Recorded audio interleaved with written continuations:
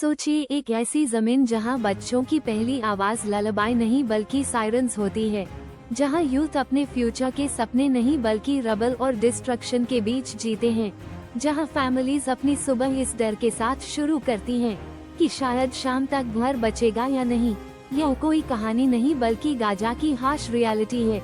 दशकों से यह जमीन खून, आंसू और एंडलेस वॉर का प्रतीक बन चुकी है। हर बार जब भी वर्ल्ड लीडर्स पीस टॉक्स की बातें करते हैं, लोगों के दिलों में एक छोटी सी उम्मीद जगती है, लेकिन कुछ ही समय में वह उम्मीद ढह जाती है, ठीक वैसे ही जैसे एक और एयर स्ट्राइक इनोसेंट सिविलियंस की जिंदगी ढहा देती है। लेकिन इस बार कुछ अलग हुआ है। व्हाइट हाउस से एक ऐसा 20 पॉइंट्स वाला गाजा पीस प्लान सामने आया है, जिसने पूरी दुनिया का ध्यान अपनी तरफ खींच लिया है। अमेरिकन प्रेसिडेंट डोनाल्ड ट्रंप और Israeli prime minister Benjamin Netanyahu ने इसे एक हिस्टोरिक अपॉर्चुनिटी बताया है। नेतन्याहू ने कहा कि यह प्लान गाजा की धरती पर डेकेड से चले आ रहे कॉन्फ्लिक्ट को खत्म कर सकता है। ट्रंप ने इसे तुरंत एक्सेप्ट करने पर नेतन्याहू को धन्यवाद दिया और साफ कहा कि अगर हमास पीछे हटता है तो इजरायल को फुल अमेरिकन सपोर्ट मिलेगा। गाजा में पिछले कई डेकेड से चल रहा कॉन्फ्लिक्ट आज भी दुनिया के सबसे बड़े अनरिजॉल्व्ड इश्यूज में गिना जाता है। इस जमीन पर एक तरफ इजरायल की सिक्योरिटी कंसर्न्स हैं और दूसरी तरफ पैलेस्टीनियंस की आइडेंटिटी और सर्वाइवल का सवाल। हर बार जब भी कोई पीस प्रोसेस शुरू होता है तो लोग एक नई उम्मीद देखते हैं कि शायद अब इस रीजन में शांति और स्टेबिलिटी आएगी।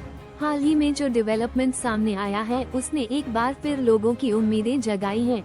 अमेरिका ने इजरायल और हमास के बीच जारी युद्ध को खत्म करने के लिए 20 पॉइंट्स वाला गाजा पीस प्लान इंट्रोड्यूस किया है।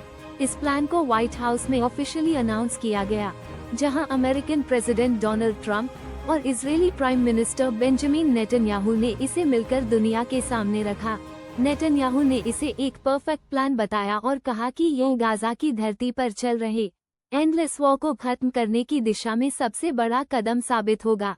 प्रेस कॉन्फ्रेंस में नेतन्याहू ने ओपनली ट्रंप की लीडरशिप की तारीफ की और कहा कि उन्होंने बहुत करेज दिखाया है। उन्होंने ये भी कहा कि इतनी जल्दी इस प्लान को एक्सेप्ट करना इस बात का सिंबल है कि इजरायल सच में पीस चाहता है। वहीं ट्रंप ने नेतन्याहू का आभार जताते हुए कहा कि उन्होंने इस प्रपोजल को एक्सेप्ट करके बहुत बड़ा रिस्क लिया है, लेकिन ये रिस्क ही फ्यूचर जनरेशंस के लिए शांति और सिक्योरिटी लाएगा। अब सवाल है कि इस 20 पॉइंट्स वाले प्लान में ऐसा क्या है जो इसे इतना खास बनाता है। सबसे पहला और क्रूशियल पॉइंट है हमास का डिसआर्मामेंट, यानी उनके पास जो वेपन्स और मिलिट्री इंफ्रास्ट्रक्चर है उसे डिसमेंटल करना। जब तक हमास के पास आर्म्स रहेंगे तब तक सीजफायर सस्टेनेबल नहीं हो सकता। इसीलिए इस प्लान में साफ कहा गया है कि हमास को आर्म्स छोड़ने होंगे और नॉन वायलेंस अडॉप्ट करना होगा।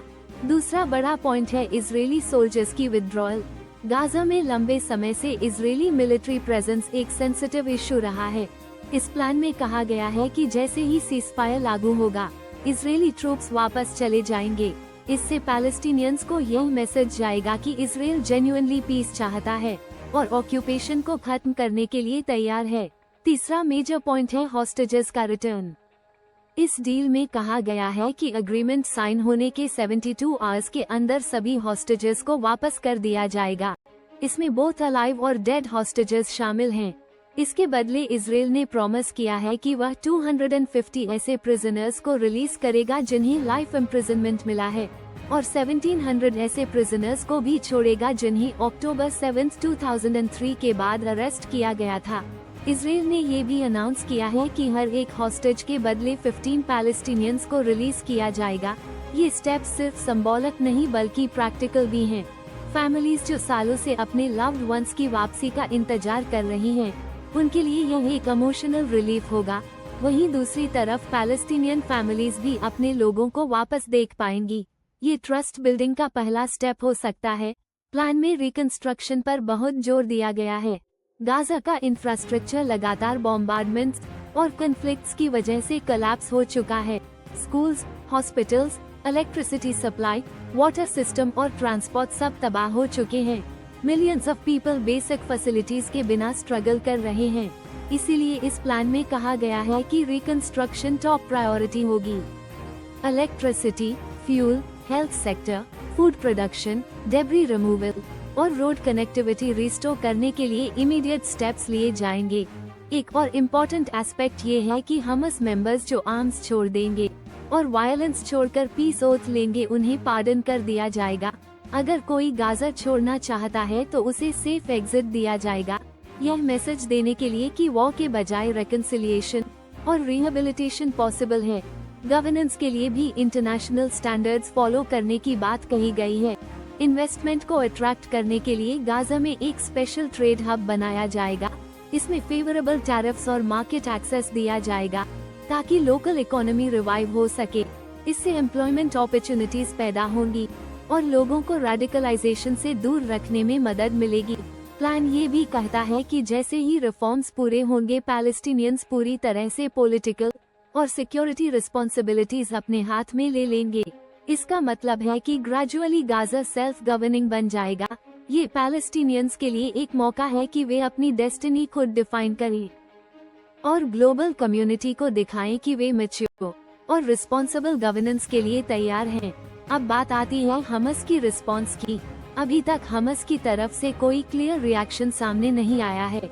ये सबसे बड़ा क्वेश्चन मार्क है, क्योंकि अगर हमास इस प्रपोजल को रिजेक्ट करता है तो पूरा प्लान कोलैप्स हो सकता है। ट्रंप ने प्रेस कॉन्फ्रेंस में साफ कहा कि अगर हमास तैयार नहीं होता है तो अमेरिका इजराइल को फुल मिलिट्री सपोर्ट देगा ताकि हमास को डिफीट किया जा सके। ये स्टेटमेंट बहुत स्ट्रॉन्ग है और यह बताता है कि अमेरिका सिर्फ मीडिएटर नहीं बल्कि गारंटर भी है। अमेरिका का कहना है कि यह सिर्फ पीस का मामला नहीं बल्कि रीजनल सिक्योरिटी का भी सवाल है। अगर गाजा में वॉर जारी रहता है तो इसका असर पूरे मिडिल ईस्ट पर पड़ेगा। इतिहास गवाह है कि गाजा की जमीन पर शांति स्थापित करना कभी आसान नहीं रहा। डेकेड से यहाँ वायलेंस, डिस्प्लेसमेंट और पॉलिटिकल इंस्टेबिलिटी ने लोगों की जिंदगी बर्बाद कर दी है। इनोसेंट सिविलियंस हमेशा इस कॉन्फ्लिक्ट का शिकार बनते हैं। बच्चों ने बचपन में खेलों और एजुकेशन के बजाय सायरन्स और बॉम्बार्डमेंट्स देखे हैं। यूथ ने करियर्स और ड्रीम्स के बजाय वॉर और अनएम्प्लॉयमेंट देखा है। ऐसे में ये प्लान सिर्फ पॉलिटिकल नहीं बल्कि ह्यूमैनिटेरियन इम्पोर्टेंस भी रखता है। हॉस्टेज एक्सचेंज का इशू इजराइल और हमास के बीच हमेशा सेंसिटिव रहा है। इजराइल में कई लोग प्रिजनर्स की रिलीज का अपोज करते हैं क्योंकि उनमें से कई सीरियस क्राइम्स में गिल्टी साबित हुए हैं। लेकिन दूसरी तरफ ये भी सच है कि अगर ट्रस्ट बिल्डिंग करनी है तो कुछ सैक्रिफाइसेस करने होंगे।